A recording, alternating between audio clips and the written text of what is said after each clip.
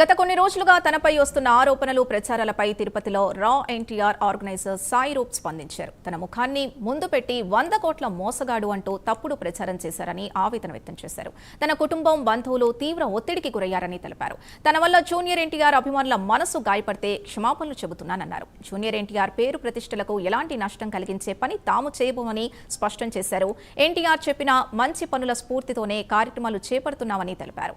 రా ఎన్టీఆర్ ఆధ్వర్యంలో చేపట్టనున్న ఊరువాడ కార్యక్రమం 3 ప్రధాన అంశాలతో కొనసాగనుందని చెప్పారు.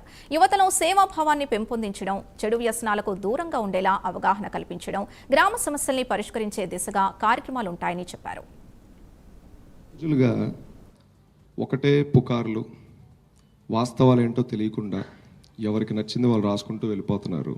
ఇందులో మా ప్రమేయం ఉందంటూ, ఇదేదో మేమే క్రియేట్ చేసాం, ఈ హైప్, ఈ బజ్ అంతా ఈ ప్రోగ్రాం కోసం అన్నట్టు రకరకాలుగా మాట్లాడుతూ వెళ్తున్నారు. ఈ క్రమంలో నేను ఫ్రంట్ ఫేస్గా ఆర్గనైజేషన్ని రిప్రజెంట్ చేస్తున్నాను కాబట్టి నా ఫేస్ని పెట్టి 100 కోట్ల మోసగాడు, ఫ్యాన్స్ డబ్బుల్ని కొల్లగొట్టిన దొంగ, ఈ ముఠాకి వీడే అధ్యక్షుడు, ఇలా ఎన్నో పలు మాటలు, పదజాలాలు వాడుతూ విపరీతంగా కొన్ని మెయిన్ స్ట్రీమ్ మీడియాలు అలానే యూట్యూబ్ ఛానల్స్లో కూడా రాయడం జరిగింది. చూడండి, మేము చాలా చిన్నవాళ్ళం.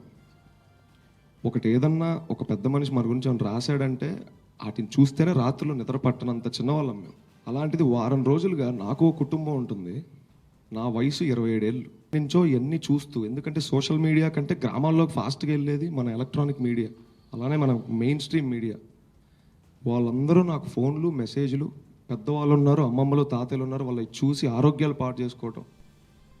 ఈ వారం రోజులుగా నేను ఎంత కుంగిపోయాను, ఎంత డౌన్ అయ్యానో ఎవరికి తెలియదు. ఎవరికి కూడా చెప్పలేదు. అక్కడ నేను హ్యాండిల్ చేస్తున్న ప్రెషర్ని దృష్టిలో పెట్టుకొని నేనేదో 1-2 పదజాలాలు అటు ఇటు దొర్లుంటే దయచేసి మా నందమూరి తారక రామారావు గారిని అలాగే వారి అభిమానుల్ని కూడా క్షమాపణ కోరడం జరుగుతుంది.